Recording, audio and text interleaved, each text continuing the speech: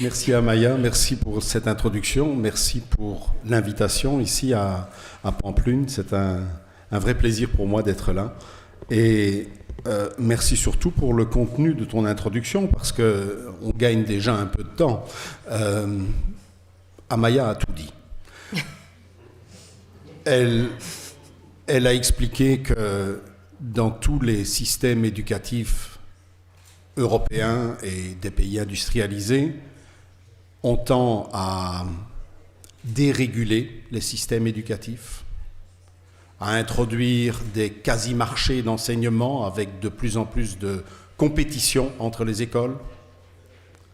On tend à privatiser des morceaux, des pans entiers de l'éducation.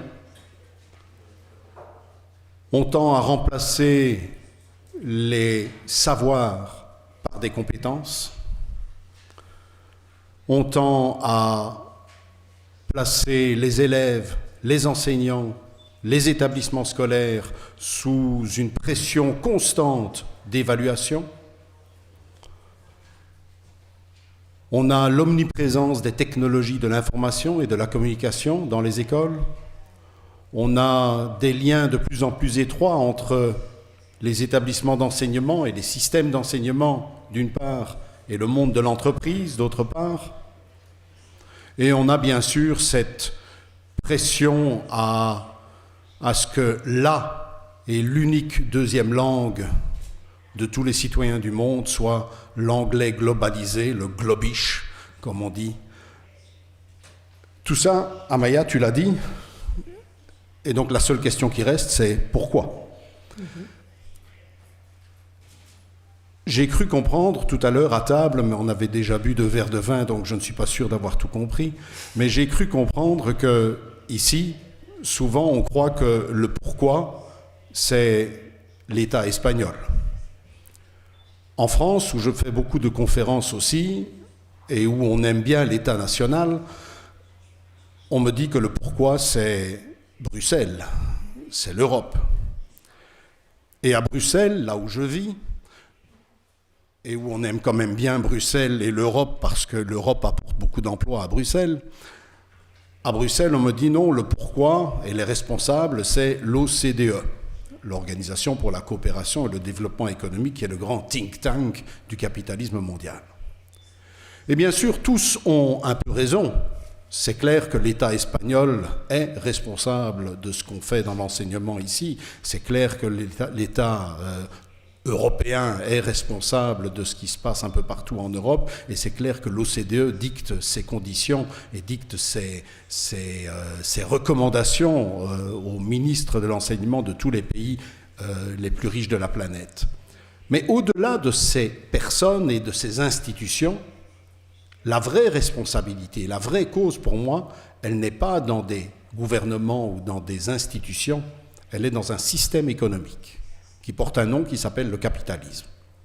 Et ce que je vais essayer de vous montrer, c'est la logique qui existe entre les évolutions actuelles de l'environnement économique et du système capitaliste et des attentes des investisseurs dans ce système capitaliste, la relation entre cette évolution et les évolutions du monde de l'enseignement et des systèmes éducatifs. Je m'arrête un instant. Est-ce que les traducteurs peuvent me faire signe si le rythme est bon? Est-ce que je peux parler éventuellement un peu plus vite? Oui? Faites-moi signe comme ça? Oui? Ça va. Ok, alors j'accélère un petit peu parce que sinon on va prendre beaucoup de temps.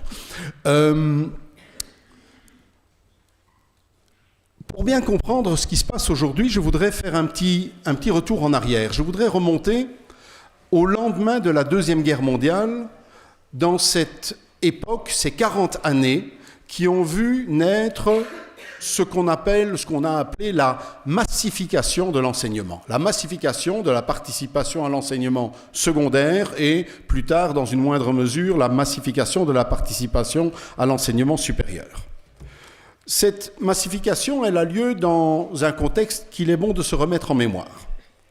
D'abord, on est au lendemain de la Deuxième Guerre mondiale, avec donc, dans beaucoup de pays, des reconstructions importantes, de grands volumes, et aussi, dans beaucoup de pays, des rapports de force sociaux et politiques qui ont glissé pendant la guerre en faveur des organisations syndicales, des organisations ouvrières, parce que dans beaucoup de pays, ces organisations ont joué un rôle important dans les mouvements de résistance et donc dans la libération. Et puis à côté de ça, on a aussi des innovations technologiques, des progrès technologiques qui vont imposer des mutations dans le monde industriel. Pensez par exemple au développement de l'énergie nucléaire, à l'électrification des lignes de chemin de fer, au développement des infrastructures portuaires et aéroportuaires. On a en d'autres mots des progrès technologiques et industriels qui nécessitent des investissements qui sont relativement lourds, des investissements de longue durée. On peut aussi inclure du développement, par exemple en France, comme les réseaux de TGV dans quelques dizaines d'années plus tard. Tout cela va induire une croissance économique dont, à l'époque, les économistes vont croire qu'elle sera durable, que le capitalisme serait entré dans une ère de croissance qui n'aurait plus de fin, où on allait, nous disait-on à l'époque, connaître ad vitam aeternam des taux de croissance de 3, 4, 5%. Il n'en était rien, évidemment, et cette forte croissance, ces années de forte croissance ont été plutôt un accident dans l'histoire du capitalisme que des années symptomatiques de la nature de ce système économique. Mais toujours est-il qu'à l'époque, cette croissance a conduit d'une part à une croissance des recettes de l'État et d'autre part à une demande très forte de main-d'œuvre qualifiée. Cette demande émanait aussi d'ailleurs de la nature même des innovations et du progrès technologique qui réclamaient un glissement de la main-d'œuvre à faible niveau de qualification vers une main-d'œuvre nécessitant un niveau de formation, un niveau de qualification plus élevé.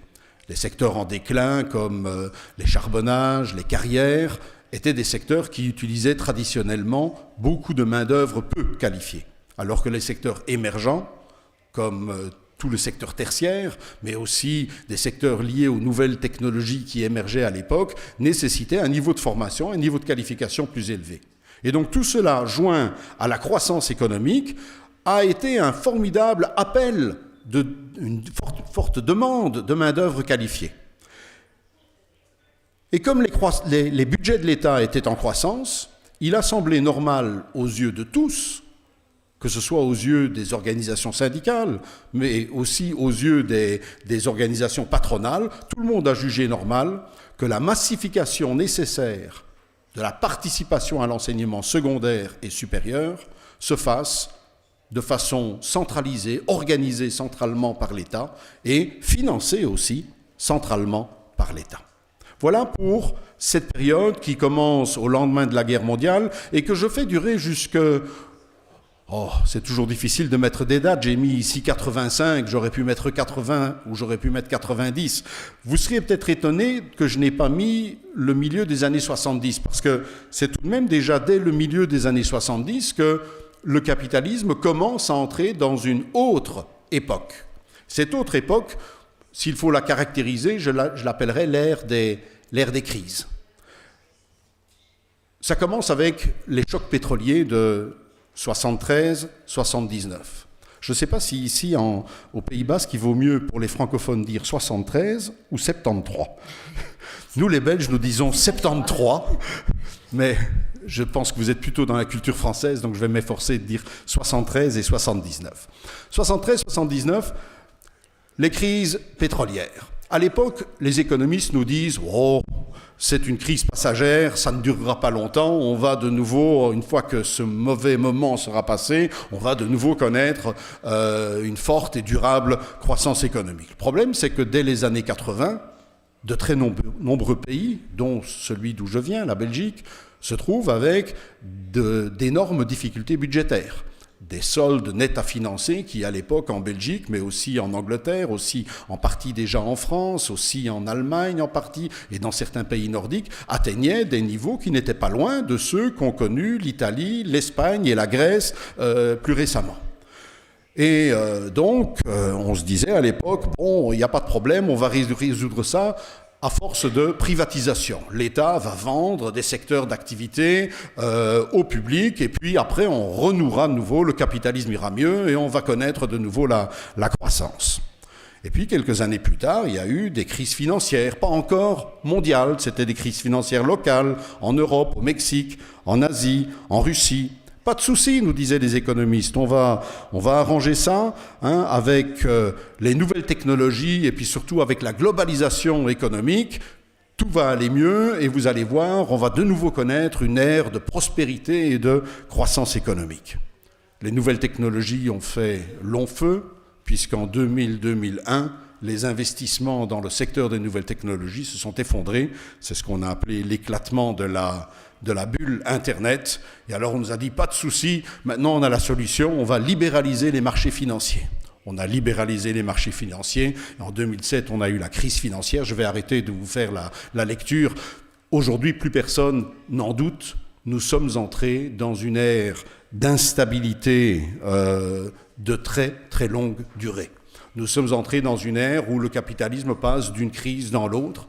Et cette ère nouvelle, elle a commencé à partir de la fin des années 80 et de façon très nette à partir de la fin des années 90 à induire dans le chef des décideurs économiques et politiques un discours tout à fait nouveau sur la place de l'école, sur la place de l'enseignement.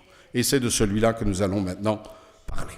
Alors, pour comprendre ce discours nouveau sur l'école, je pense qu'il faut d'abord comprendre la nature de la crise, parce que c'est de là que vont découler les caractéristiques des nouvelles politiques d'enseignement.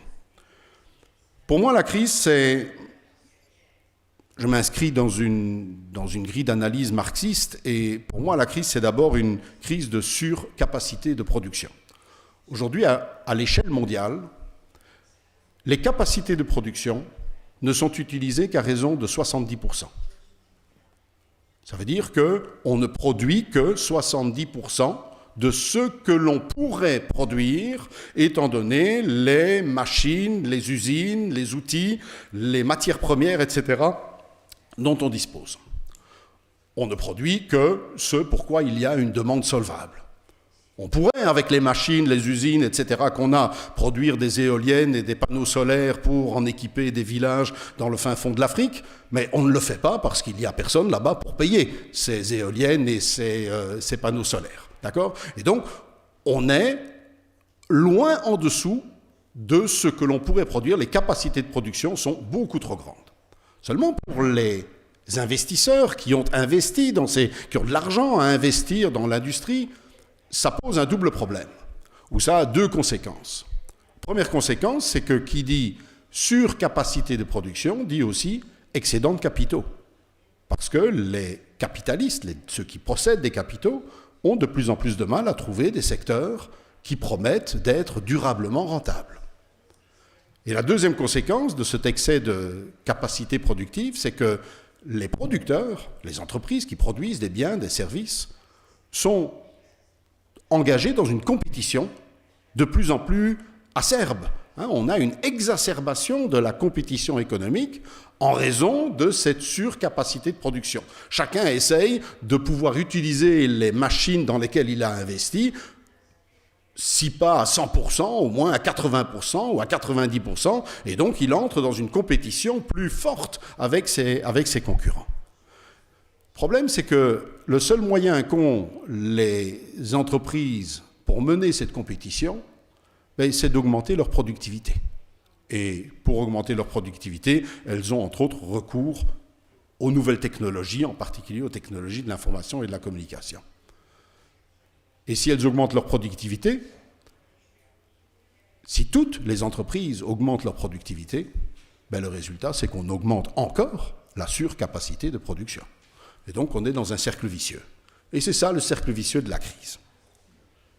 Qu'est-ce que ça a à voir, me direz-vous, avec l'enseignement ? Eh bien, ça a à voir trois choses avec l'enseignement. D'abord, ça signifie, dans un environnement où il y a énormément de capitaux excédentaires, ça signifie que les détenteurs de capitaux, les capitalistes, vont chercher à investir leurs capitaux dans des nouveaux secteurs. Et parmi ces nouveaux secteurs, c'est des nouveaux secteurs ou des nouveaux pays. Hein. Ça peut être, on conquiert les pays de l'Est et la Russie après la chute du mur. Mais une fois que la Russie et les pays de l'Est sont conquis, il faut trouver autre chose. Et autre chose, ça peut être les transports en commun, ça peut être les soins de santé, ça peut être la poste, mais ça peut être aussi l'enseignement. Et l'enseignement devient donc un des secteurs qui est visé par les investisseurs privés. À la fin des années 90, ils espéraient même que la majorité de l'activité d'enseignement pourrait, à terme, être privatisée. Aujourd'hui, ils en sont revenus. Il y a eu des tentatives qui ont été faites et pas mal de tentatives ont échoué. Mais c'est un peu comme toutes les maladies de jeunesse. Les premières tentatives sont là pour faire la part des choses entre ce qui est potentiellement rentable pour un investisseur privé et ce qui l'est beaucoup moins. Aujourd'hui, on voit des secteurs du monde de l'éducation qui sont engagés durablement dans un processus de privatisation. Je pense en particulier à l'enseignement supérieur, mais je pense aussi à la formation tout au long de la vie, c'est-à-dire la formation continuée des travailleurs qui, sur un marché du travail extrêmement instable, sont amenés très souvent à changer de poste, à changer d'emploi et qui doivent donc très souvent se recycler. D'accord ? Eh bien, ce marché-là aussi est en train d'être conquis par les entreprises privées. Et même au cœur de l'enseignement primaire et de l'enseignement secondaire, les investisseurs privés ont trouvé des niches intéressantes. Par exemple, en France, vous ne pouvez plus monter dans une rame de métro à Paris sans voir aux deux extrémités de la rame une publicité pour l'une ou l'autre entreprise de soutien scolaire à domicile, c'est-à-dire des entreprises spécialisées dans l'aide aux enfants qui sont en difficulté scolaire. Et comme la France a, en Europe, les taux d'échec scolaire les plus élevés de toute l'Europe, eh bien, c'est un marché extrêmement florissant que celui du soutien scolaire, où pendant les vacances de juillet et août, on va donner des cours pour aider aux enfants à rattraper leur niveau en anglais ou rattraper leur niveau en mathématiques, etc. Et donc, c'est un marché florissant là-bas. Le pays où ça marche le mieux, c'est la Corée du Sud. En Corée du Sud, aujourd'hui, les dépenses privées des parents, les dépenses privées pour aider à la scolarité de leurs enfants ont dépassé les dépenses publiques d'enseignement. Ce qui a fait un jour, il y a un expert, je sors un peu de mon discours, mais il y a un expert américain qui s'appelle Eric Hanushek, on va encore le rencontrer plus loin, qui est mondialement connu parce qu'il n'arrête pas de faire des études qui ne valent rien du tout, mais qui sont très intéressantes pour les décideurs, montrant, soi-disant, que le nombre d'élèves par classe n'a pas d'importance sur la réussite des élèves, et que des classes de 40 ou des classes de 10 ou de 15 élèves, ça marche aussi bien les uns que les autres. C'est ce que prétend Eric Hanushek. Et l'une de ces études se base sur une comparaison entre la Corée et les États-Unis. Et il oublie simplement qu'en Corée, les parents dépensent, à côté des dépenses publiques, davantage encore que ce que ne dépensent les pouvoirs publics pour assurer l'enseignement de leurs enfants. Mais bon, voilà, ça c'était une petite parenthèse. En 2002, l'OCDE a organisé un forum à Washington dont les conclusions sont affichées ici. Je vous les lis lentement pour laisser le temps aux traducteurs de les traduire. Le Forum de Washington n'a plus laissé à ses participants le moindre doute que le commerce des services éducatifs n'est pas qu'une excroissance accidentelle visant à enrichir l'éducation par l'échange international, mais qu'il est devenu une partie significative du commerce des services. Cette privatisation marchande de l'école constitue ce que j'appelle le premier axe de la marchandisation de l'enseignement. Pourquoi est-ce que j'écris privatisation marchande et pas simplement privatisation ? Parce que je veux bien la distinguer d'une autre forme de privatisation de l'école qui est beaucoup plus ancienne et que vous connaissez très bien, c'est que dans tous les pays développés, il y a à côté de l'école publique des écoles privées souvent confessionnelles, catholiques ou autres, qui sont aussi de l'enseignement privé. Mais ce n'est pas de l'enseignement privé marchand. C'est-à-dire que la première raison d'être de ces écoles privées-là n'est pas d'être des occasions pour des investisseurs d'y placer leurs capitaux. D'accord ? Ce ne sont pas d'abord des raisons économiques qui poussent à l'existence de cet enseignement privé-là. Ici, ce dont on parle, c'est bel et bien de la privatisation marchande, c'est-à-dire des morceaux du système éducatif qui deviennent des secteurs où l'on investit des capitaux. D'accord ?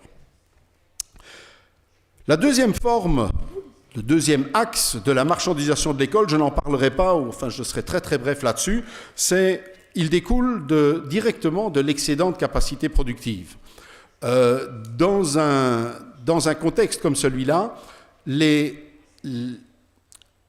décideurs économiques font pression sur l'État pour qu'il mette à sa disposition des moyens de soutenir les marchés émergents.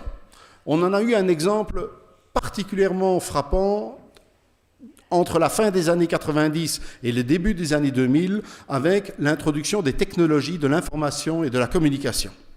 À l'époque, en 1998 exactement, la Commission européenne a lancé un plan d'action pour accélérer l'utilisation des technologies de l'information et de la communication dans les écoles en Europe.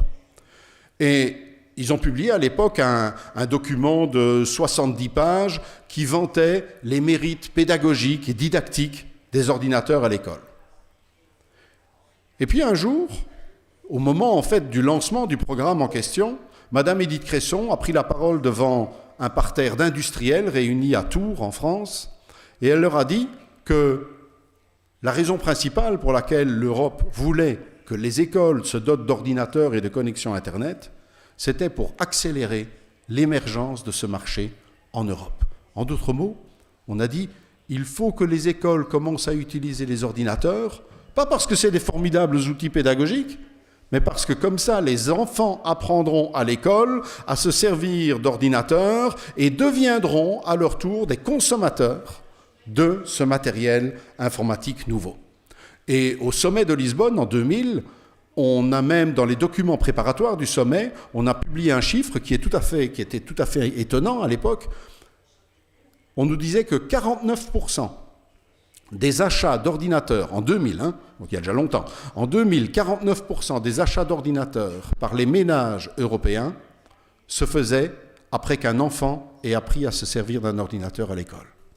Et on utilisait ça comme argument pour dire, vous voyez comme c'est important que les écoles se servent des ordinateurs et de l'Internet. Assez bizarrement, depuis 2004-2005, ce type de discours a disparu des publications de la Commission européenne pour une raison très simple, c'est qu'aujourd'hui, le marché de l'informatique et de l'Internet, il est installé et il n'a plus besoin de l'école pour se développer. Voilà. Donc ça, c'est comment on utilise l'école à des fins économiques, marchandes, qui n'ont rien à voir avec les missions normales de l'enseignement. Et puis, bien sûr, il y a l'axe principal. L'axe principal, c'est que dans un environnement économique marqué par une exacerbation de la compétition, par une fuite en avant dans la globalisation et la mondialisation, les milieux économiques font pression sur l'enseignement pour qu'il se recentre sur ce qui est à leurs yeux sa mission essentielle, à savoir produire du capital humain, c'est-à-dire produire la main-d'œuvre la plus adaptée qui soit, la plus adaptée possible à leurs attentes d'employeurs. Adapter l'enseignement aux besoins du marché du travail, produire du capital humain. Tel est l'axe principal, et celui sur lequel portera l'essentiel de mon exposé, l'axe principal de la marchandisation de l'enseignement. Cette idée, elle est lancée dès 1989 par la table ronde européenne des industriels, la European Round Table, qui est probablement c'est pas le plus grand lobby patronal, mais c'est sans doute celui qui a le plus l'oreille de la Commission européenne. C'est un très puissant lobby qui ne représente pas tout le patronat européen, mais qui représente les entreprises de pointe de la pointe technologique, les entreprises du secteur automobile, du secteur pharmaceutique, du secteur de la pétrochimie, etc. Ce sont ces entreprises-là qui sont... Alors, eux, dès 89, disaient le développement technique et industriel des entreprises européennes exige une rénovation accélérée des systèmes d'enseignement et de leurs programmes. Le message a été très bien entendu par la Commission européenne et par l'Union européenne en général, puisque au sommet de Lisbonne, on décrète l'objectif central de la réforme des systèmes éducatifs est d'aider l'Europe à devenir l'économie de la connaissance la plus dynamique, la plus compétitive, la plus dynamique du monde, capable d'une croissance économique durable. Si l'on vous demande à vous, enseignants, enfin je suppose que certains d'entre vous sont enseignants ou parents ou citoyens qui s'intéressent un peu à la chose éducative, si on vous demande pourquoi faut-il améliorer l'enseignement, vous allez répondre, il faut améliorer l'enseignement pour avoir des citoyens émancipés, pour avoir des jeunes qui soient intéressés par la culture, qui soient intéressés par... qui deviennent demain des citoyens capables de comprendre le monde, capables de participer à la transformation de ce monde. À l'Europe, c'est pas comme ça qu'on pense. Quand eux pensent éducation, ils pensent l'éducation, ça doit servir à rendre l'économie plus compétitive, plus dynamique, etc. Ces promesses-là, depuis 2000, vous avez vu la liste des crises qu'on a eues, et après la crise, pas de problème, on continue le même discours. Après la crise de 2011, ils nous disent il est largement admis que l'investissement dans les compétences jouera un rôle clé pour aider les pays à renouer avec la croissance après la crise économique. Et quand Jean-Claude Juncker donne ses directives au nouveau commissaire européen à l'éducation, Navracsics, je ne vais pas traduire tout ce qui est là-bas en anglais, mais en gros, il lui dit la même chose. Je veux que tu t'occupes de l'enseignement pour contribuer à la croissance économique, contribuer à la création d'emplois, pour promouvoir la culture comme catalyseur de l'innovation et en maximisant la contribution de la culture à la création d'emplois, etc., etc.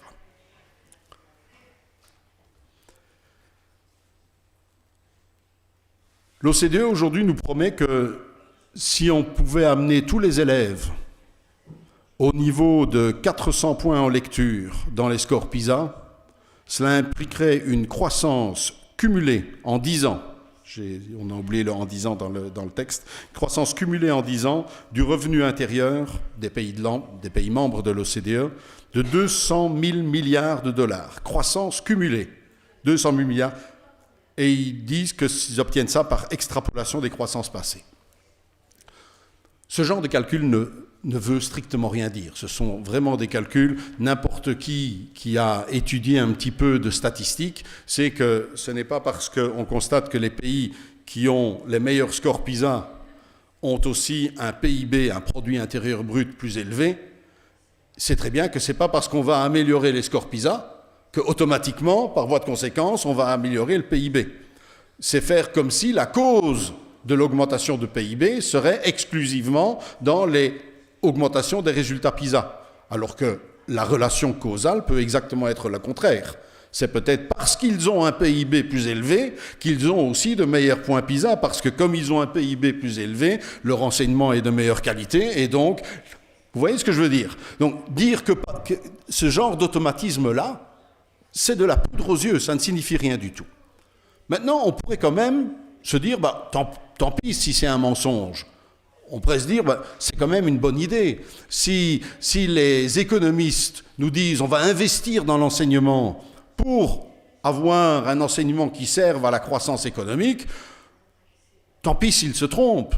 Nous, ça nous arrange bien qu'ils investissent dans l'enseignement. On pourrait se dire, c'est peut-être une bonne nouvelle d'apprendre que l'OCDE et tous ceux qui sont derrière eux, c'est-à-dire tous les pays les plus riches de la planète, vont dépenser de l'argent pour avoir un meilleur enseignement et ainsi faire en sorte que la croissance économique soit là. Et nous, tant pis, même si la croissance économique n'est pas là, on sera quand même content d'avoir un bon enseignement. Donc, est-ce que c'est une bonne nouvelle? Le problème, c'est que jusque-là, on n'a pas tenu compte de tous les aspects de la question. On a tenu compte de la crise, des technologies, mais on n'a pas tenu compte de la place de l'État et de l'évolution des conditions sociales qui résultent de la crise. On va aller vite là-dessus parce que ce sont des choses que vous connaissez très bien et qui nous éloignent un peu de l'enseignement, mais enfin, elles ont leur importance quand même. On va rapidement rappeler que la compétition économique, elle signifie aussi une croissance du chômage et un appauvrissement de la population. Parce que les entreprises essayent de faire pression sur les salaires et parce que les entreprises en compétition, ça signifie des entreprises qui ferment ou qui délocalisent. Or, cette augmentation du chômage et de l'appauvrissement diminue la capacité des populations à consommer et donc augmente encore la surcapacité productive.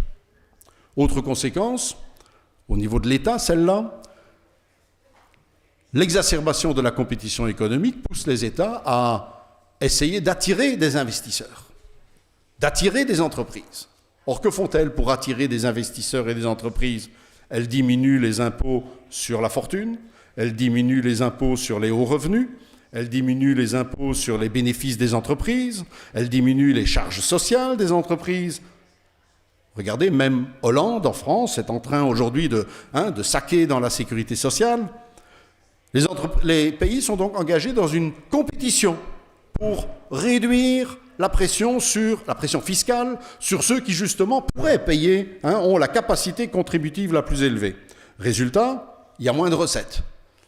Et cette diminution de recettes résulte aussi, est encore augmentée par l'appauvrissement qui diminue aussi la capacité contributive fiscale des couches les plus pauvres de la population.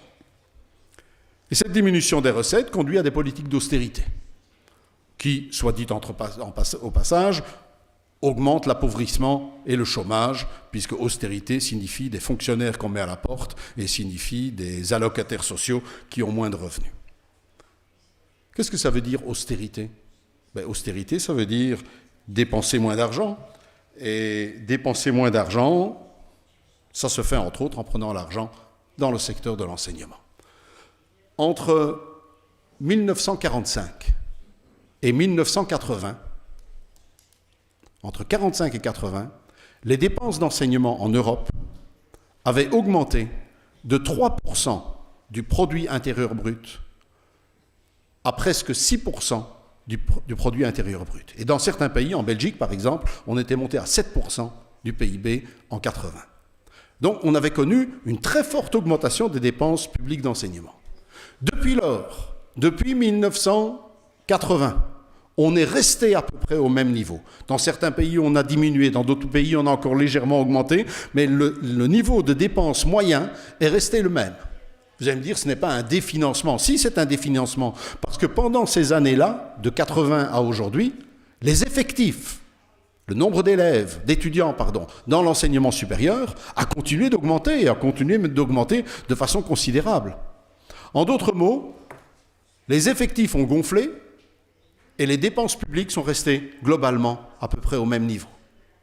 En d'autres mots, on a réellement une politique de diminution des moyens par élève qui sont octroyés à l'enseignement. On a donc un définancement de l'enseignement. Ce définancement encourage la privatisation de l'enseignement. Pourquoi ? Parce que s'il y a moins d'argent pour l'enseignement public, ça augmente l'attrait de l'enseignement privé payant, de l'enseignement privé marchand, auprès des couches de la population qui ont des moyens financiers suffisants pour se payer cet enseignement privé. Mais on pourrait aussi se dire qu'il y a une contradiction. Une contradiction entre deux attentes des milieux économiques. D'une part, ils disent il faut un enseignement plus performant pour soutenir notre compétitivité, c'est-à-dire il nous faut des travailleurs qui soient mieux formés, mieux adaptés aux besoins de l'économie. Mais d'un autre côté, ils disent mais il faut que cet enseignement coûte moins cher, il faut qu'il dépense moins d'argent. Alors comment faire pour avoir un enseignement qui soit mieux, entre guillemets, mieux comme eux considèrent un meilleur enseignement, un enseignement qui soit mieux et qui en même temps coûte moins cher, qui coûte moins cher à l'État. Réponse, Anouchek, on en a déjà parlé, il revient là. Anouchek, c'est un économiste que vous allez souvent entendre ou lire dans les documents de l'OCDE. C'est vraiment le spécialiste ultra-libéral de l'éducation dans le monde entier.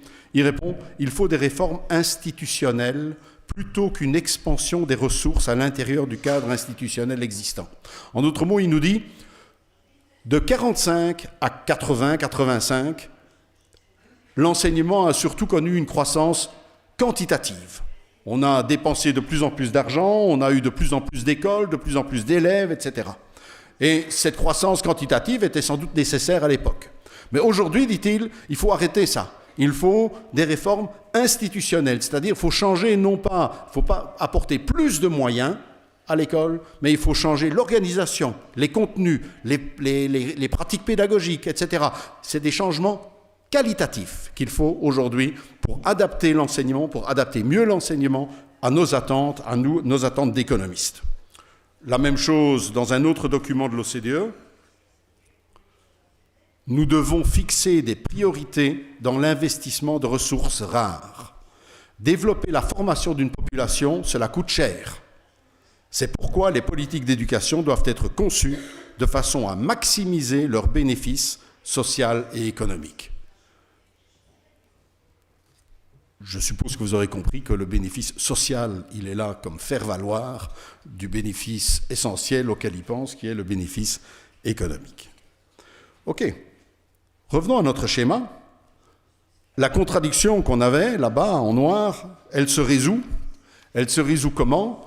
Elle va se résoudre comment ? Elle va se résoudre en prenant en compte une dimension dont on n'a pas encore parlé et qui va être essentielle. Ce sont les évolutions dans cette zone centrale là-bas, les évolutions du travail, évolution de la nature, de l'organisation, des formes actuelles du travail. Et c'est cette prise en compte-là, dans le recentrage sur le capital humain, qui va permettre de résoudre cette contradiction entre le définancement et le recentrage sur le capital humain. Il faut donc que nous parlions maintenant du marché du travail. Généralement, quand on parle du marché du travail et qu'on demande aux gens quelles sont les caractéristiques de l'évolution actuelle du marché du travail, il y a deux choses qui arrivent très vite. La première, on en a déjà parlé, c'est le chômage, les taux de chômage élevés. Mais il y a une deuxième caractéristique dont les gens sont en général convaincus, et peut-être que vous en êtes convaincus aussi, c'est l'augmentation de la demande de main-d'œuvre hautement qualifiée. Quand on regarde... Tiens, c'est quoi ça ? Voilà.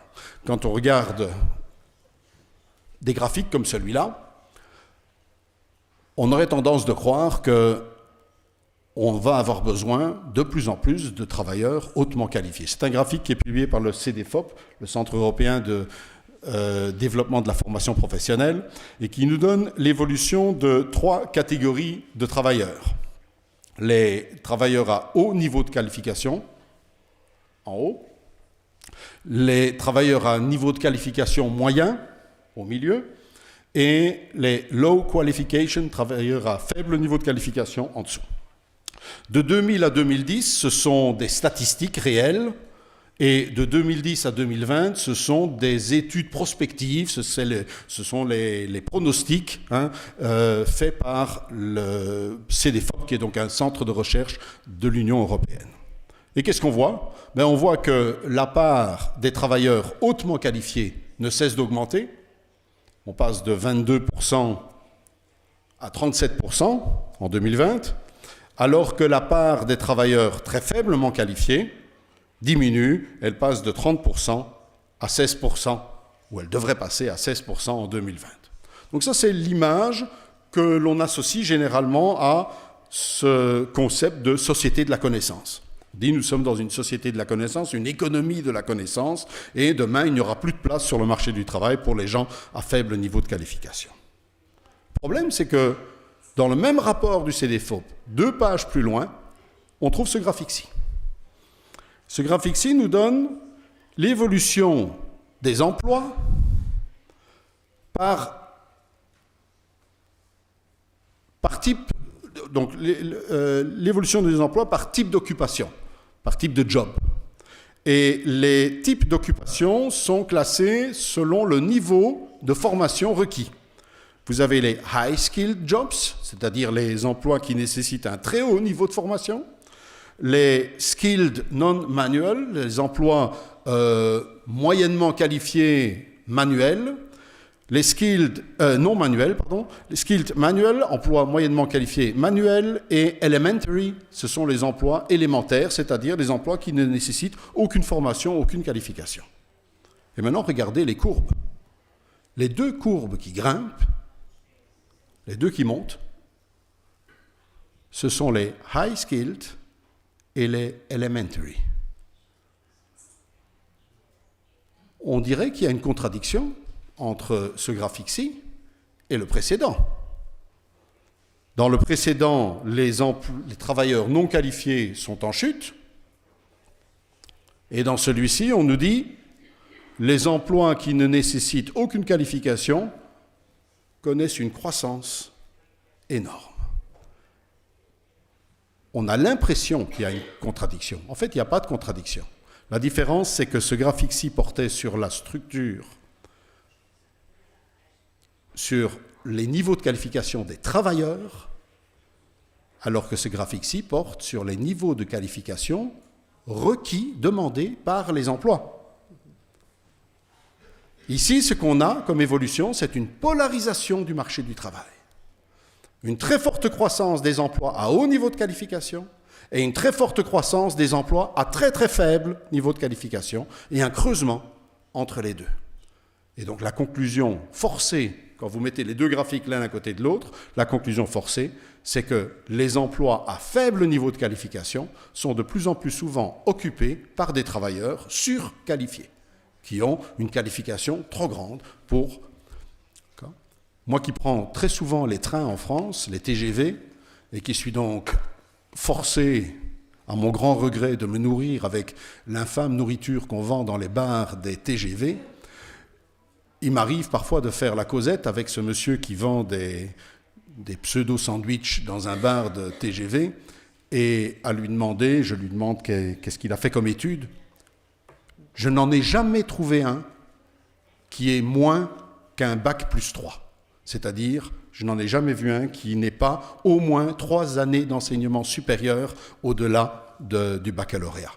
Alors qu'il s'agit d'un emploi qui est catalogué comme emploi non qualifié. C'est un emploi sans aucun niveau de qualification. On y reviendra dans un instant.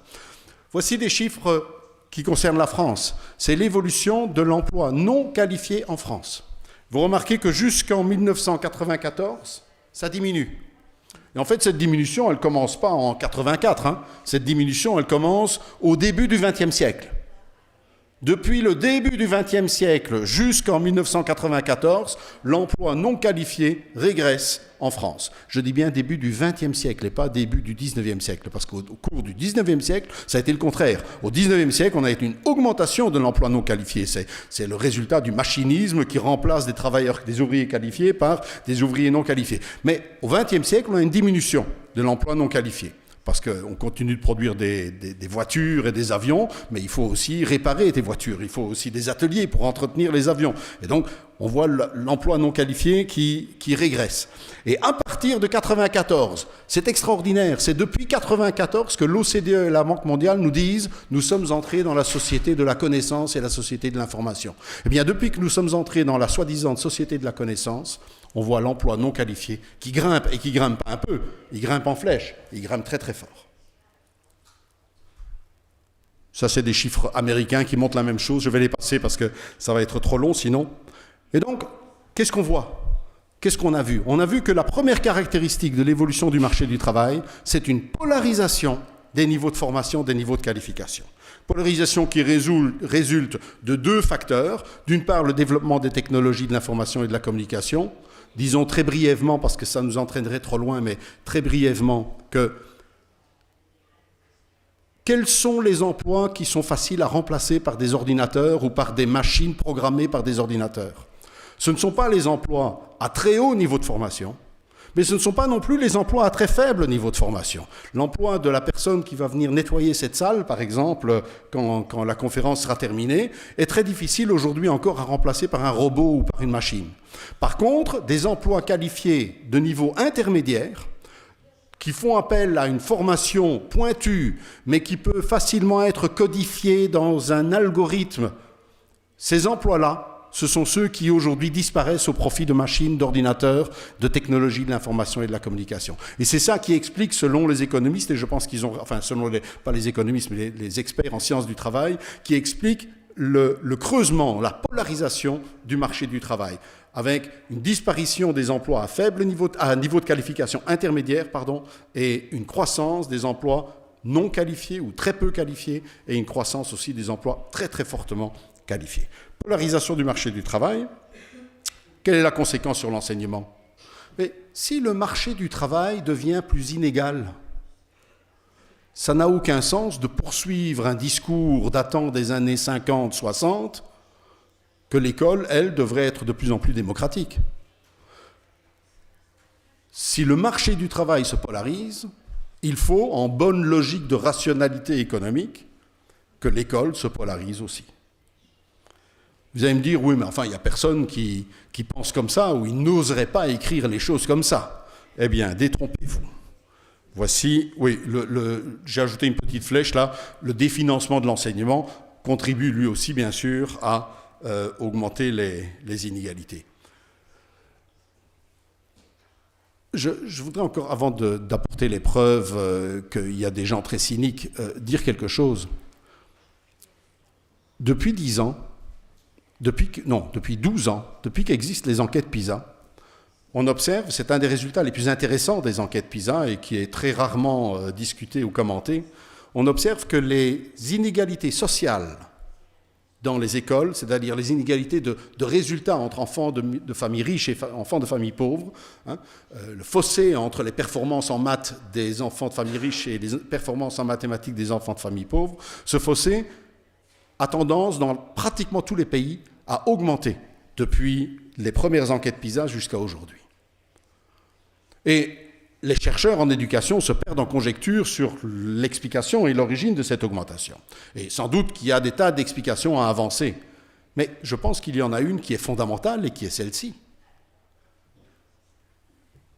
L'accroissement des inégalités sociales à l'école n'est pas le signe d'un dysfonctionnement de l'école, c'est au contraire le signe d'une parfaite adéquation, d'une parfaite adaptation de l'école à son environnement économique.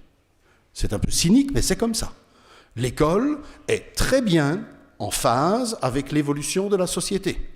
La société se polarise, eh bien l'école se polarise aussi.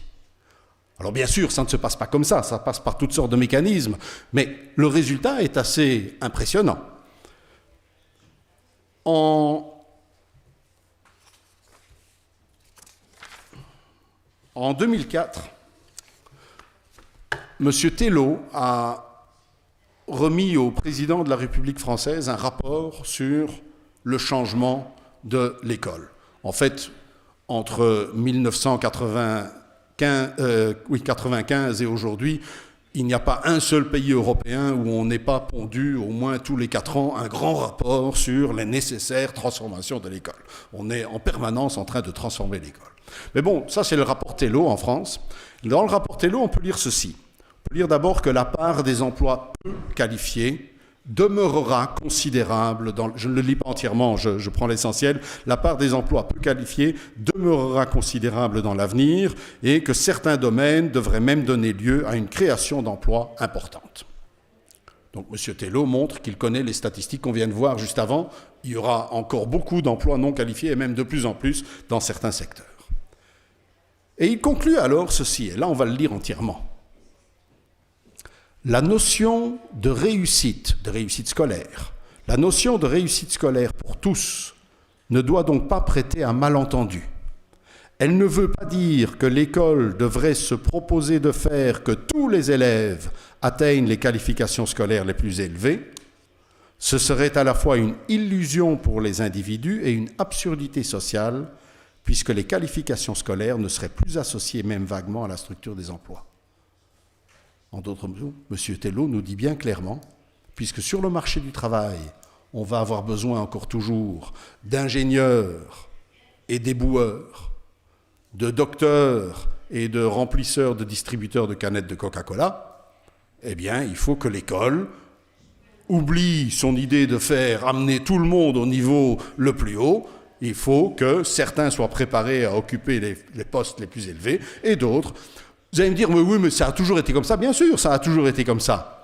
Mais dans les années 60-70, le discours n'était pas celui-là. Dans les années 60-70, le discours était « Demain, nous aurons une société où tout le monde sera intellectuel et où il n'y aura plus de place que pour les intellectuels et donc nous devons préparer cette société de l'avenir en faisant en sorte que tout le monde obtienne des hauts niveaux de formation et de qualification. » C'était le discours sur la démocratisation de l'enseignement. Aujourd'hui, ce discours est bel et bien abandonné. Ce qui est nouveau, ce n'est pas le retour de cette pratique, parce qu'elle n'a jamais cessé. Mais ce qui est nouveau, c'est que le discours de la démocratisation de l'école soit aujourd'hui politiquement enterré. Ça, c'est nouveau. Aujourd'hui, on peut se permettre de dire que l'école doit sélectionner, doit trier et doit hiérarchiser. À l'OCDE, on dit les choses encore plus clairement pour ceux qui n'auraient pas bien compris. Tous les élèves n'embrasseront pas une carrière dans le dynamique secteur de la nouvelle économie. En fait, la plupart ne le feront pas, de sorte que les programmes scolaires ne peuvent pas être conçus comme si tous devaient aller loin. Je ne sais pas si vous savez où sont les bureaux de l'OCDE. Ils sont à Paris. Et je ne sais pas si vous connaissez Paris. À Paris, sur la rive gauche de la Seine, il y a une colline qui s'appelle la montagne Sainte-Geneviève. Au sommet de cette montagne, il y a le Panthéon. Et à côté du Panthéon se trouve un lycée prestigieux qui s'appelle le lycée Henri IV. Et tous les Parisiens qui ont un compte en banque dépassant quelques millions d'euros essayent d'avoir leurs enfants au lycée Henri IV. Et juste derrière, quand vous venez de la Seine, vous passez le Panthéon et vous redescendez de l'autre côté, vous arrivez dans le quartier des universités, et dans ce quartier, il y a entre autres les bureaux de l'OCDE. Et donc j'imagine, mais j'invente là, c'est une histoire que je vous raconte qui n'est pas vraie, mais on pourrait imaginer que le monsieur de l'OCDE qui a écrit ce rapport, avant d'être entré dans son bureau pour écrire son rapport, il a d'abord été déposer ses enfants en haut de la montagne Sainte-Geneviève, devant le lycée Henri IV. Pourquoi il les a déposés là? Mais parce qu'il espère que ses enfants aillent le plus loin possible. Oui. Et puis il descend de la montagne, il entre dans son bureau, il allume son ordinateur et il écrit « Les programmes scolaires ne peuvent pas être conçus comme si tous devaient aller loin. » En d'autres mots, les programmes scolaires doivent être conçus de sorte que quelques-uns au moins n'aillent pas trop loin. Les programmes scolaires doivent être conçus de sorte que quelques-uns n'aillent pas trop loin, parce que sinon ça servirait à quoi que mes enfants à moi aillent au lycée Henri IV? Si tout le monde allait aussi loin que mes enfants, comment est-ce qu'ils feront, eux, pour avoir les meilleurs postes sur un marché du travail qui est en train de se polariser et où donc les emplois à haut niveau de qualification vont être de plus en plus difficiles à décrocher pour tous. Ceci est le discours cynique de la bourgeoisie. Le discours cynique de la bourgeoisie est de dire « Oui, bien sûr, il faut que nos écoles préparent des jeunes à occuper des hauts postes, mais il ne faut pas préparer tout le monde à occuper des hauts postes parce que sinon... on va avoir une terrible compétition pour ces hauts postes. » Tout à l'heure, je vous ai montré l'évolution de l'emploi non qualifié en France. C'était la courbe centrale, là, je ne sais pas quelle couleur c'est, moi je suis daltonien. Amaya, ce matin, m'a dit, je viens de chercher dans une voiture verte. J'ai cherché en vain, et puis finalement, elle est arrivée dans une voiture que moi je vois orange. Mais bon, donc la courbe verte, c'est vert ou orange, la courbe centrale. La courbe centrale... là, a été ici cassé en deux. On a divisé l'emploi non qualifié en ouvriers non qualifiés et employés non qualifiés. Et qu'est-ce que vous observez? Il y a encore toujours une diminution de l'emploi des ouvriers non qualifiés, quoique ça remonte même un petit peu aussi là-bas sur la fin. Mais par contre, l'explosion, elle est où? L'explosion, elle est dans les emplois d'employés non qualifiés. Et c'est ça qui est nouveau. C'est que jusqu'aujourd'hui, quand on parlait, jusqu'à il y a une quinzaine d'années, quand on parlait d'emplois non qualifiés, on pensait surtout à des emplois dans l'agriculture, des emplois de manœuvre. Mais aujourd'hui, c'est plus ça du tout. Voici la liste des 20, je ne sais plus combien il y en a, 28 ou 26, quelque chose comme ça, jobs qui ont connu la plus forte croissance aux États-Unis dans la première décennie du XXIe siècle. Les chiffres qui sont derrière sont à multiplier par 1000. Ce sont les créations, le nombre de créations d'emplois dans chacun de ces emplois. Alors, de nouveau, ma daltonie a un peu frappé. Vous en avez 1, 2, 3, 4, 5 que je croyais être tous dans la même couleur, mais je constate qu'ils ne le sont pas. Ce sont 5 emplois à très très haut niveau de formation. Informaticien, développeur, manager cadre, enseignant du supérieur, ingénieur système et analyste informaticien. Ça, ce sont des emplois à très haut niveau de formation. Et puis vous en avez 3 qui sont des emplois à niveau de qualification moyen, intermédiaire. Ça commence là, infirmiers, service informatique et instituteur. Et tous les autres, non, il y en a encore 2 avec un astérisque, accueil client et camionneur, j'y reviendrai, mais tous les autres sont des emplois qui, dans ce document, sont catalogués de, je vous le dis en anglais, Short Term On-the-Job Training, formation de courte durée sur le tas. Et le document d'où viennent ces chiffres, c'est le Monthly Labor Review, une revue publiée par le département fédéral américain de l'emploi. Ce document précise que par Short Term On-the-Job Training, formation de courte durée sur le tas, il faut entendre des emplois qui nécessitent une formation de, tenez-vous bien, 48 heures. 48 heures de formation pour être employable dans l'un de ces emplois en, c'est quoi, bleu clair? Bleu clair. Numéro 1, restauration et fast-food. 673 000 nouveaux emplois en 10 ans. Vendeur au détail, caissier, employé général de bureau, clerc de bureau, c'est l'employé de bureau basique qui n'a aucune formation. Mais pensons un instant à ce que fait cet employé de bureau. Cet employé de bureau, il est assis à son bureau, il a un téléphone, il a un ordinateur, il est non qualifié, mais il doit pouvoir prendre le téléphone et dire « Wait a moment, please, I will transmit you with Mr. » D'accord ? Il est non qualifié, mais il doit pouvoir, sur son ordinateur, recevoir des mails et jeter les 90% de spam à la poubelle et rediriger les 10% de mails intéressants vers les personnes qui doivent les lire. En d'autres mots, il est non qualifié, mais on lui demande quand même de faire des tas de choses. Vous comprenez ? Les emplois non qualifiés d'aujourd'hui ne sont pas des emplois qui font appel à aucune connaissance, aucune compétence, aucun savoir. Gardez ça bien en tête, on va y revenir. On continue la liste. Agent de sécurité, je suppose qu'aux États-Unis, en 48 heures, on a appris à se servir d'un revolver, à moins que ce soit déjà une compétence de base acquise par tout le monde avant l'âge de 18 ans. Serveur, serveuse, aide-soignant, nettoyage et entretien, assistant d'enseignement. Je ne sais pas ce que c'est des assistants d'enseignement formés en 48 heures. Ce sont peut-être ceux qui, à l'entrée de l'école, vérifient que les élèves ne viennent pas s'entraîner à l'utilisation de la compétence arme à feu à l'école. Manœuvre. Ah, manœuvre, ça c'est intéressant. Les manœuvres, jusqu'à il y a 20 ans, vous auriez eu comme premier emploi non qualifié les manœuvres. Travailleurs non qualifiés de l'industrie. Aujourd'hui, ils sont relégués là-bas en 20e position. Travailleurs d'entreprise de jardinage. Les intraduisibles food counters.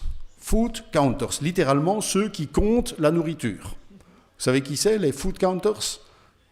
Ce sont les gens qui vendent des sandwichs, des pizzas, des trucs comme ça à des comptoirs, et ceux qui remplissent les distributeurs automatiques de sandwichs, canettes de coca, boissons, etc. D'accord ? Réceptionniste, conducteur de camionnette. Le conducteur de camionnette doit avoir son permis de conduire, mais le permis de conduire n'est plus considéré comme une qualification. Contrairement au permis de conduire poids lourd pour le camionneur, qui lui a une petite étoile, parce que là, ce n'est pas du short term, c'est du middle term on the job training. 2 mois de formation. avant d'être utilisables sur le marché du travail.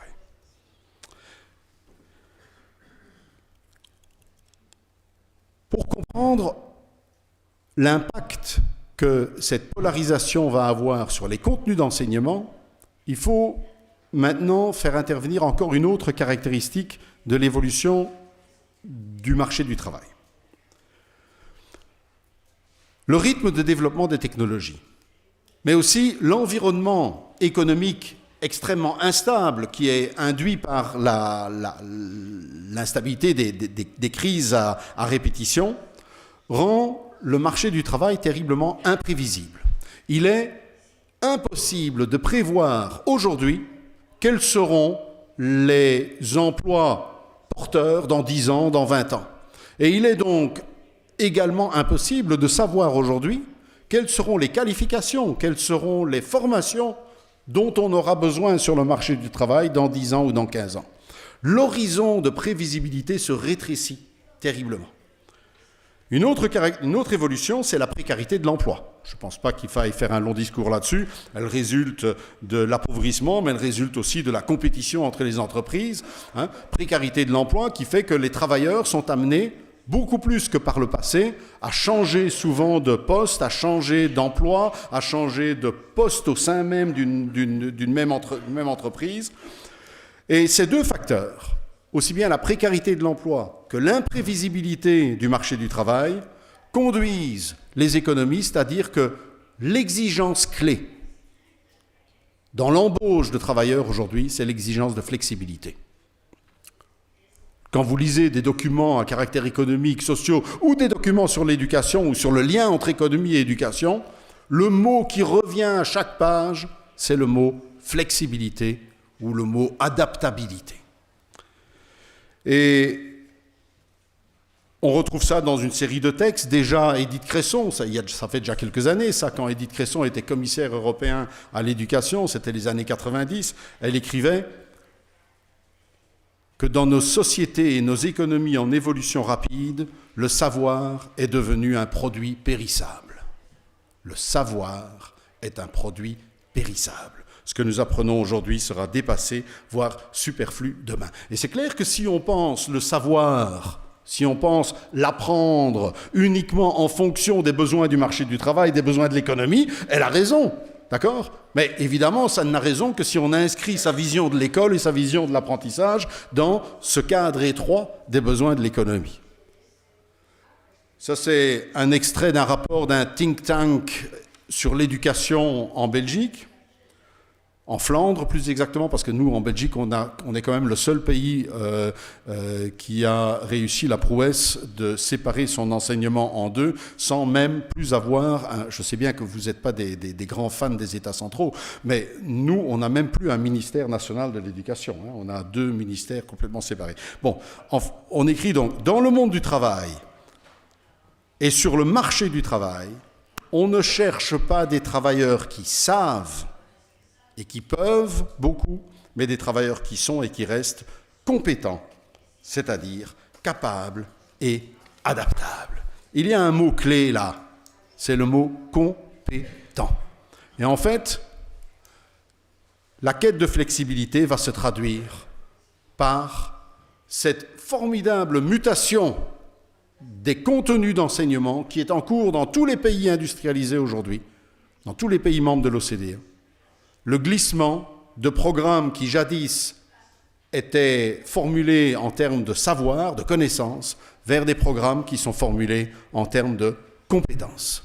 On nous dit aujourd'hui l'essentiel, ce n'est plus d'acquérir du savoir, l'essentiel, c'est d'acquérir de la compétence. Il faut d'abord s'entendre sur le mot compétence, parce que dans son acception traditionnelle d'il y a 20 ans, le mot compétence ne signifiait pas la même chose que le mot compétence dans le sens où l'on l'utilise aujourd'hui en pédagogie et dans les sciences de l'éducation et en particulier dans les documents économiques. Dans son acception traditionnelle, la compétence, c'était la capacité d'utiliser efficacement un certain nombre de savoirs dans un champ de tâches professionnelles données. Par exemple, moi, j'ai aucun problème avec le fait que le dentiste que je dois aller voir la semaine prochaine soit quelqu'un de compétent. Hein, et j'espère qu'il a eu une formation qui le rend compétent. Et j'espère que le pilote de l'avion qui doit me conduire au Canada dans 3 semaines est également compétent. C'est-à-dire qu'il est compétent au sens où on l'entend dans la formation professionnelle traditionnelle. Mais aujourd'hui, le mot compétent ne signifie plus ça.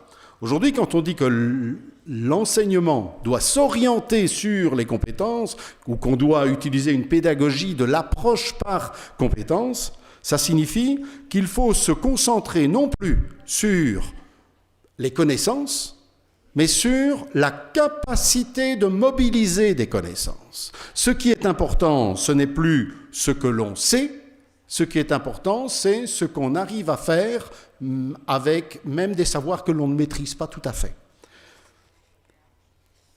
Moi, je suis professeur de physique. Comme professeur de physique, j'enseigne des formules. Vous avez sans doute, dans votre passage dans l'enseignement, un jour dû apprendre des formules de physique, par exemple la formule de l'énergie cinétique. mv² divisé par 2. Ça vous rappelle quelque chose? De très bons souvenirs, je suis sûr. Et c'est quoi la différence entre l'enseignement, je ne vais pas dire traditionnel, mais l'enseignement tel que moi je le conçois en tout cas, et l'enseignement par compétence? L'enseignement tel que moi je le conçois, c'est que mon rôle n'est pas de leur inculquer une formule, mais mon rôle est de leur montrer la signification de cette formule, de leur faire découvrir d'où elle vient, comment on est arrivé à construire cette formule, quel sens elle a par rapport aux concepts qui sont mis en œuvre, la masse, la vitesse, etc. Dans l'approche par compétence, on nous dit aussi l'important, ce n'est pas d'inculquer une formule par cœur. Ça, on est bien d'accord là-dessus. Mais on nous dit aussi l'important, ce n'est pas qu'ils aient appris à construire cette formule.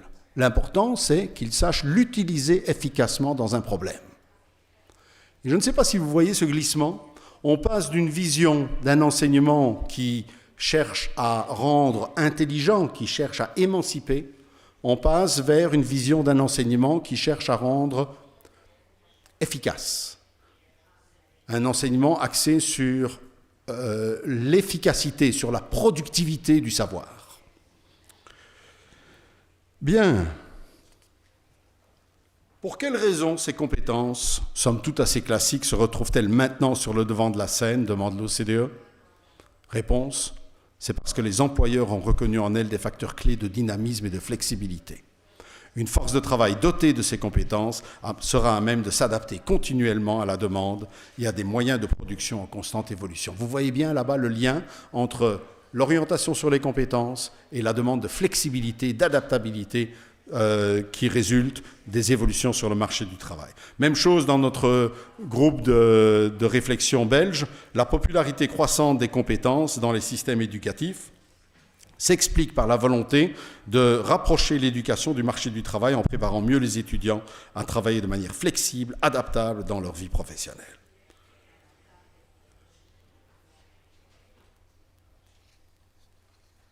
La polarisation du marché du travail, je ne sais pas si vous voyez, j'ajoute une petite flèche, va conduire à une question essentielle. Nous avons hérité de la massification des années 50, 60, 70, nous avons hérité de systèmes éducatifs où les enfants poursuivent un tronc commun d'enseignement jusqu'à... Alors ça dépend des pays, hein. Dans les pays scandinaves c'est jusqu'à 16 ans, en France c'est jusqu'à 15 ans, en Belgique jusqu'à 13 ans, en Allemagne jusqu'à 10 ans, je ne sais pas, ici... 16, jusqu'à 16 ans, comme dans les pays nordiques, hein, tronc commun. Bien, la question c'est, on sait qu'au bout de ces années-là, les uns devront se préparer à devenir des travailleurs très hautement qualifiés et les autres devront devenir des travailleurs à faible niveau de qualification dans les emplois hyper flexibles issus de cette polarisation du marché du travail. Et donc la question est, qu'est-ce qu'il y a comme base commune ? On sait que ça doit être des compétences, mais quelles sont les compétences de base qui sont communes aux uns et aux autres ? Le service Eurydice de la Commission européenne explique qu'aujourd'hui, les connaissances évoluent à un rythme tel que les écoles sont contraintes de se borner à doter les élèves des bases qui leur permettront de développer par eux-mêmes leurs connaissances dans les domaines qui les intéressent. Remarquez l'euphémisme, quand ils disent les domaines qui les intéressent, c'est évidemment les domaines qui intéresseront leurs futurs employeurs. Il est en effet impossible de tout leur enseigner dans un monde où la somme de connaissances et d'informations augmente de manière exponentielle. C'est un discours récurrent aujourd'hui où on nous dit « parce qu'il y a de plus en plus de connaissances, l'école doit en enseigner de moins en moins ». Moi, j'ai jamais compris.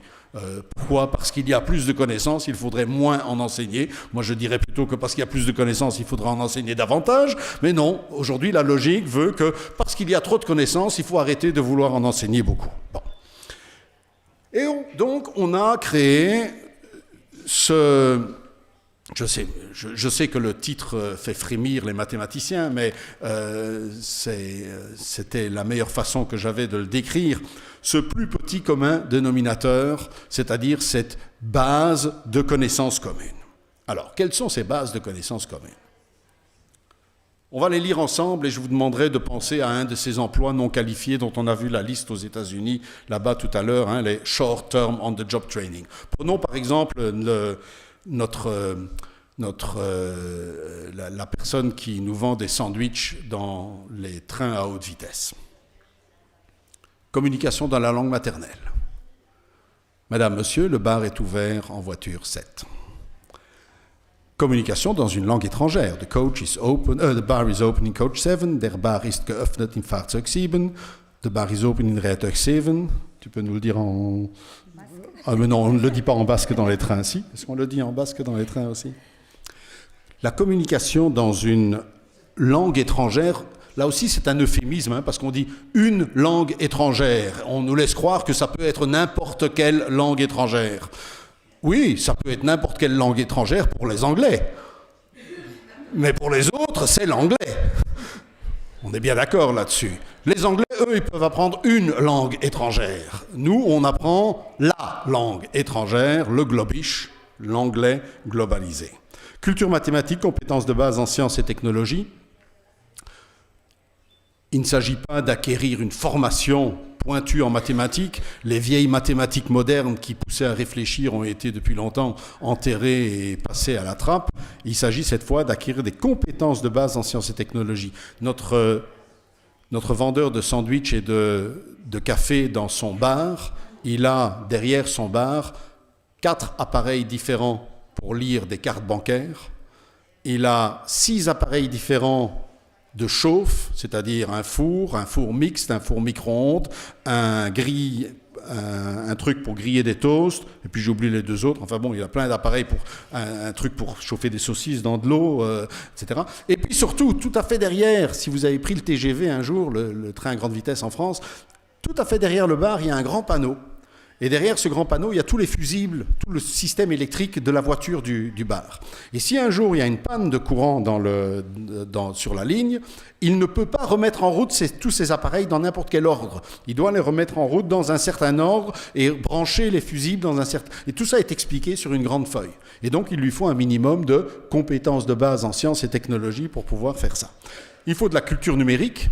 Ça veut dire quoi la culture numérique ? C'est pouvoir se servir d'une souris, savoir se servir d'un ordinateur, savoir comment lancer un PDF sans devoir demander à une collègue pour vous aider. Apprendre à apprendre. Apprendre à apprendre, ça veut dire que si un jour on lui installe un 7e appareil de lecture de carte bancaire, il ne faut pas qu'il dise à son patron « Oh là là, il me faut 3 mois de formation avant de pouvoir... » Non, il faut qu'en quelques clics, il trouve par lui-même, en lisant le mode d'emploi, comment ça fonctionne.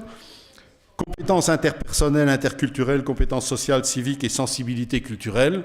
Regardez où est située la voiture-bar dans la TGV, entre la première et la 2e classe. Il faut donc pouvoir faire la conversation aussi bien avec l'investisseur qui vient oublier la chute de ses actions en bourse et le supporter d'un match de foot qui vient enterrer son équipe de... Je ne sais pas quelle équipe a pu perdre cette semaine. Et l'esprit d'entreprise, j'en ai eu la preuve un jour en descendant du train parce que le barman descendait derrière moi et il y a un autre barman qui montait prendre la relève dans le train et je les entends bavarder et il y en a un qui dit à l'autre « Oh, aujourd'hui j'ai fait le 10h32, c'était pas terrible, mais demain j'ai le 11h58, celui-là ça rapporte beaucoup mieux. » Et j'ai compris que en fait ces gens-là, ils ne sont pas payés un salaire fixe, ils sont payés en partie à un salaire fixe, mais en partie à un salaire variable, flexible, en fonction du chiffre de vente. Et donc, j'ai enfin compris pourquoi toutes les 10 minutes, on nous rappelle dans les haut-parleurs que le bar est ouvert en voiture 7. Cet ensemble de compétences, celles qu'on vient de voir, là, les compétences de base, deviennent le cœur, l'essence, l'essentiel de ce dont doivent s'occuper les enseignants et les écoles. L'essentiel de ce dont doivent s'occuper les enseignants et les écoles, c'est ça. Vous remarquerez que l'histoire, la géographie, la philosophie, n'en parlons même pas, les arts, tout ça ne fait pas partie des compétences de base, n'est-ce pas? Oui, il y a un peu de sensibilité culturelle, on peut mettre les arts là-dedans peut-être, mais une véritable formation à la musique, une véritable formation aux arts plastiques, une véritable formation à l'histoire, à la compréhension de l'histoire, tout ça est évacué des compétences de base parce que ça n'a tout simplement pas sa place dans cette vision instrumentalisée, économiquement instrumentalisée de l'école. Celle-là, on va la sauter. J'ai mis une zone en gris foncé parce que, pour moi, l'accroissement des inégalités dans l'enseignement et l'orientation sur les compétences sont vraiment deux caractéristiques essentielles, deux éléments clés de ce qui constitue le cœur de ce recentrage de l'enseignement sur le capital humain. Mais il y en a encore une autre. J'ai encore 5 minutes ?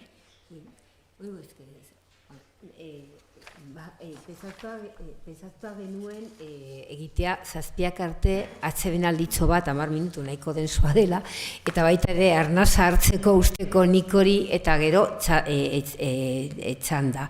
5 minutu faltatzen zaio zehazteko egingo genuke 10 minutu bakarrik esatera ez da ere bakarrian ebauzu komunera edola eta jarraitzen dugu, bale edo.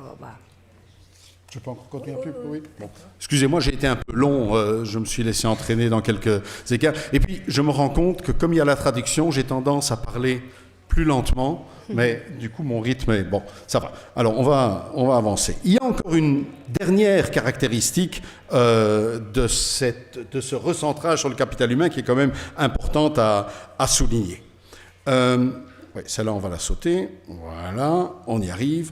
Et c'est la tendance à la dérégulation des systèmes d'enseignement. Ce que j'entends par dérégulation, c'est des systèmes éducatifs qui sont eux-mêmes de plus en plus flexibles. J'ai mis l'accent jusqu'à présent sur la demande de flexibilité des travailleurs adaptables. Mais ce que les milieux économiques demandent, ce n'est pas seulement des travailleurs flexibles, c'est aussi un système d'enseignement qui soit capable de s'adapter rapidement, spontanément aux attentes changeantes de son environnement économique.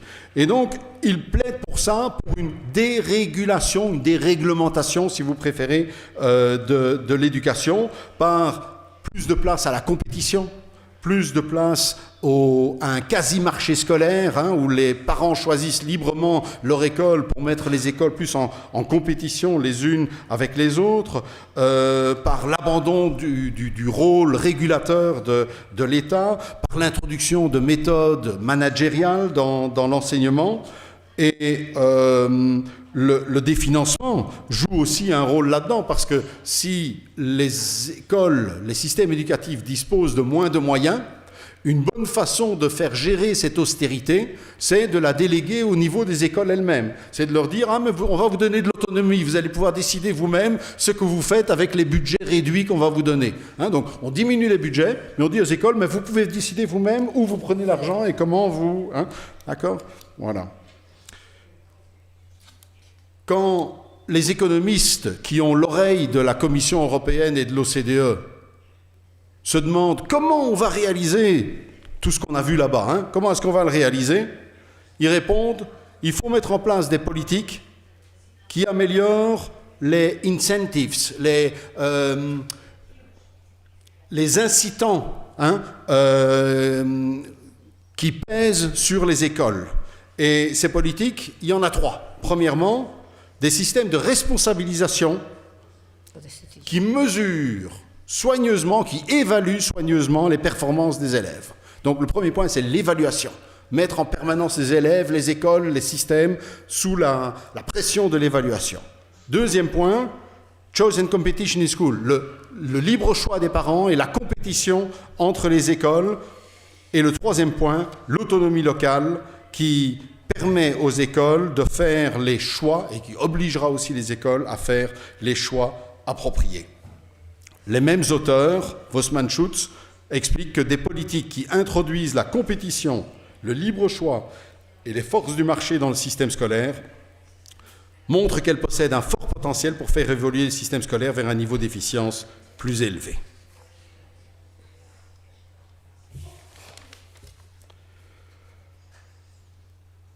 Et donc, on voit là-bas que la dérégulation des systèmes éducatifs n'est pas qu'un des objectifs de la réforme des systèmes d'enseignement. Ça devient aussi, c'est cette flèche qui rejoue sur elle-même là-bas, ça devient un des moyens de mettre en œuvre cette politique. D'accord ? Je vais peut-être quand même encore cette citation-ci. La commission Refers, c'est la commission qui avait été mise en place en 1996 par la Commission européenne pour initier le mouvement de réforme des systèmes éducatifs. Refers disait, ça ne va pas être facile de faire changer les écoles parce que les profs vont résister. Eh bien, pour briser cette résistance, la résistance de l'enseignement public traditionnel devra être dépassée par l'utilisation de méthodes combinant l'encouragement, l'affirmation d'objectifs, l'orientation vers l'utilisateur et la concurrence, notamment celle du secteur privé. L'autre point qu'on vient de voir dans les textes qu'on vient de lire, c'est l'importance de l'évaluation. Mettre les systèmes éducatifs en permanence sous une pression de l'évaluation, c'est un des moyens de les obliger, de les contraindre à se plier à cette nouvelle orientation. Et l'évaluation est aussi une des raisons pour lesquelles on pousse aux compétences. Parce qu'il est beaucoup plus facile d'évaluer une compétence que d'évaluer la maîtrise d'un savoir. Pour reprendre l'exemple de mes formules de physique de tout à l'heure, de la formule de l'énergie cinétique, faire résoudre un problème dans lequel l'élève doit utiliser la formule, c'est très simple.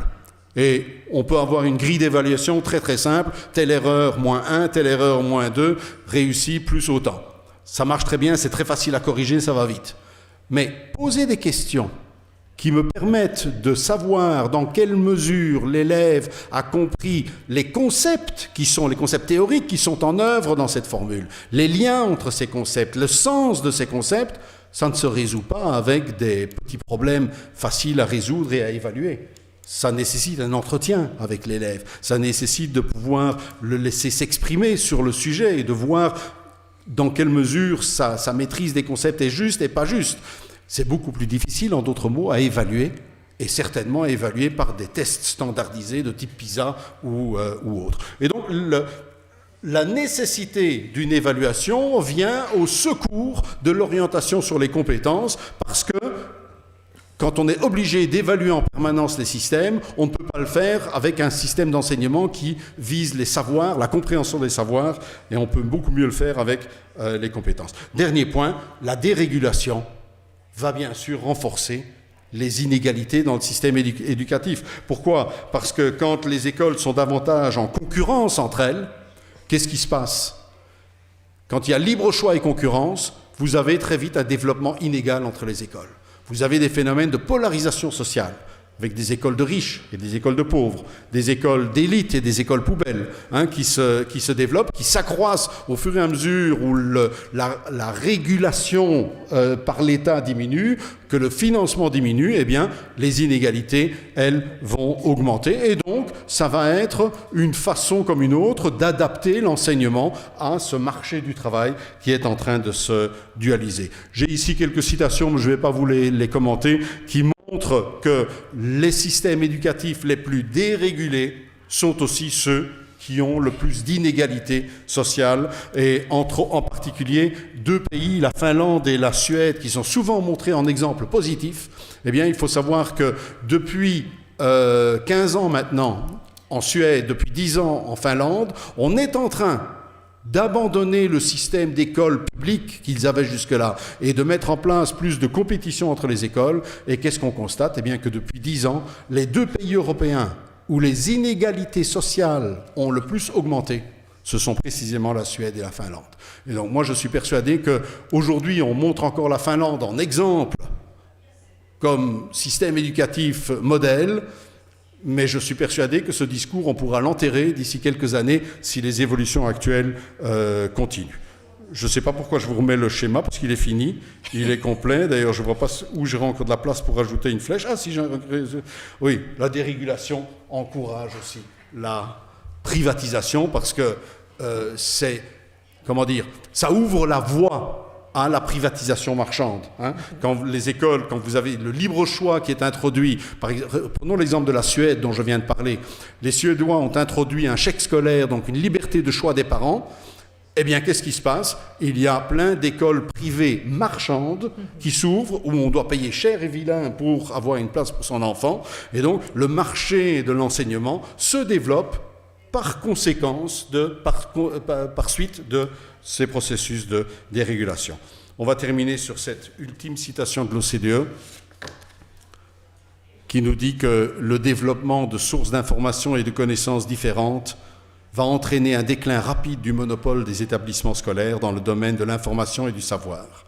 L'individualisation plus marquée des modes d'apprentissage, qui sont flexibles et induits par la demande, annonce le déclin du rôle des enseignants, dont témoigne le développement de nouvelles sources d'apprentissage, notamment par le biais des technologies de l'information et de la communication. Donc, ce que nous dit l'OCDE, c'est que l'évolution de demain, c'est que votre rôle d'enseignant va être de moins en moins important, hein, et que ce seront d'autres instances qui vont prendre le relais pour exercer les compétences des futurs travailleurs hautement ou faiblement qualifiés. Si j'ai terminé sur cette citation, c'est pas pour vous démoraliser, c'est pas pour vous dire maintenant on sort d'ici, on va se tirer une balle dans la tête ou on va boire beaucoup de vin pour oublier ce que M. Hirt nous a raconté. C'est pas ça mon propos. Mon propos, c'est ce que j'ai voulu montrer, c'est que derrière ce qui se passe dans vos systèmes éducatifs aujourd'hui, derrière ce qui se passe pareillement dans les systèmes éducatifs de tous les pays membres de l'OCDE, il y a une logique qui est à l'œuvre. Il y a bien sûr des forces politiques, je les ai citées de temps en temps, hein, OCDE et autres, mais il y a surtout une logique qui est une logique de système qui est à l'œuvre. Et tout mon schéma compliqué, il était là pour essayer de montrer la logique de ce système qui marche. Je voudrais dire 2 choses pour vous remonter le moral. La première chose, c'est que cette logique de système, il y a des failles dedans. Et il y a des résistances qui s'y opposent. Toute cette logique-là, eux, l'ont en tête depuis 25 ans. Et ils sont encore aujourd'hui en train de la mettre en œuvre. Pourquoi n'ont-ils pas réussi à la mettre en œuvre du jour au lendemain, alors qu'elle était dans les cartons de la table ronde européenne des industriels depuis 1988? Ils avaient tout écrit en 88. Et dans notre premier livre, Tableau noir, tout était écrit aussi. Et on est 20 ans plus tard et c'est toujours pas fait. Si, ça avance, ça progresse, mais tout n'est pas fait. Pourquoi? Mais parce que vous résistez, parce qu'il y a des résistances, parce que ces résistances, en d'autres mots, sont efficaces. Même les résistances les plus passives, hein, même le prof qui dans son coin dit « encore un nouveau programme, j'en ai marre, hein, et je ne veux même pas le lire, et je continue de faire comme j'ai toujours fait ». Je ne dis pas que c'est la bonne attitude, mais même cette attitude-là, ça freine l'évolution et ça freine le changement. Et donc, ce n'est pas facile pour eux. Ce que je veux dire par là, c'est qu'il y a des marges de manœuvre. Et si nous exploitons intelligemment ces marges de manœuvre, nous pouvons, je ne dis pas faire dévier toute la machine, mais nous pouvons au moins ralentir cette machine. Nous pouvons faire en sorte que, de temps en temps, elle n'aille pas tout à fait dans la direction qui était voulue. Par exemple, l'orientation sur les compétences. Il suffit de quelques grains de poussière dans ce genre de réforme-là pour faire le contraire de ce qu'eux visent. Donc, il y a des marges de manœuvre. Ça, c'est une chose. La deuxième chose, j'espère que c'est porteur d'espoir, en tout cas dans mon esprit, c'est porteur d'espoir. Si ce qui est en jeu, c'est un système, ça nous montre que Tout combat pour améliorer l'école, pour sauver l'école, ne peut que s'inscrire, à mes yeux en tout cas, dans un combat beaucoup plus large, qui est un combat contre ce système. En d'autres mots, pour moi, la lutte pour une école démocratique, émancipatrice, est inséparable d'une lutte contre le système capitaliste. Pour moi, c'est une tautologie, c'est une évidence, et c'est même la seule réponse possible et cohérente à leur vision de l'école. À leur vision de l'école qui est « l'école doit être efficace pour sauvegarder la société existante dans ses bases économiques », il nous faut opposer une vision qui consiste à dire « l'école doit apporter aux jeunes la capacité de comprendre le monde pour être capable demain de le transformer, de le changer ». C'est ça l'urgence, c'est l'urgence écologique, c'est l'urgence sociale, c'est l'urgence culturelle. Dire aux jeunes, tu n'as pas envie d'apprendre les maths, le problème n'est pas de savoir si tu en as envie ou pas, le problème c'est que c'est nécessaire que tu l'apprennes parce que demain tu vas devoir changer le monde. Et si tu dois changer le monde, tu devras être capable de le comprendre. Voilà, c'est ce que disait déjà Bertolt Brecht en son temps. Va à l'école, sans logis, deviens maître aux miséreux, et toi qui manques de pain, apprends, dévore les livres. Les livres, ce sont des armes, tu dois devenir celui qui dirige. Merci.